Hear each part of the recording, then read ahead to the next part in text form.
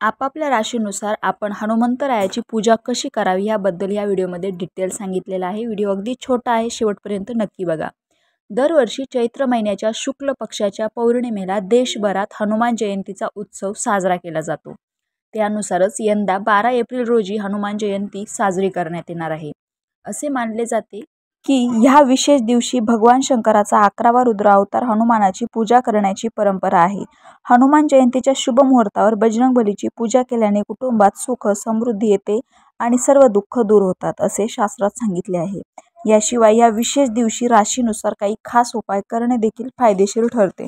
सर्वात पहिली रास आहे मेष राशी। मेष राशीच्या लोकांनी हनुमान जयंतीच्या दिवशी बालकांड पाठ करून कन्यापूजन करावे।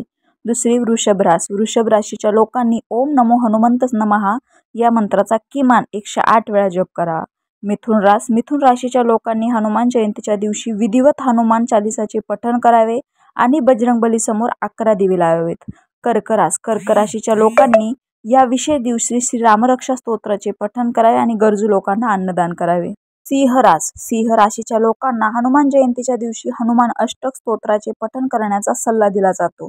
कन्या रास। हनुमान जयंतीच्या शुभ मुहूर्तावर कन्या राशीच्या लोकांनी सुंदरकांड पठण करावे आणि गायीला हिरवे गवत दान करावे। तुळ रास। तुळ राशीच्या लोकांनी हनुमान जयंतीला बजरंग बाण म्हणावी आणि हनुमानजींच्या मंदिरात पिवळी पाने अर्पण करावीत। वृश्चिक रास। हनुमान जयंतीच्या दिवशी वृश्चिक राशीच्या लोकांनी हनुमान चालीसाचे पठण करावे आणि माकडांना अन्नदान करावे असा सल्ला ज्योतिष विद्वान देतात।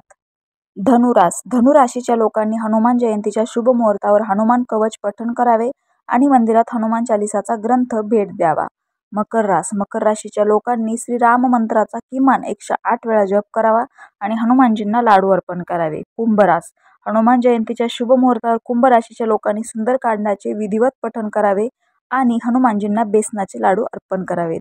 मीन रास। मीन राशीच्या लोकांनी हनुमान जयंतीला अयोध्या प्रसंगाचे पठण करावे आणि गरजू लोकांना अन्न किंवा वस्त्र दान करावे। रामकृष्ण हरी।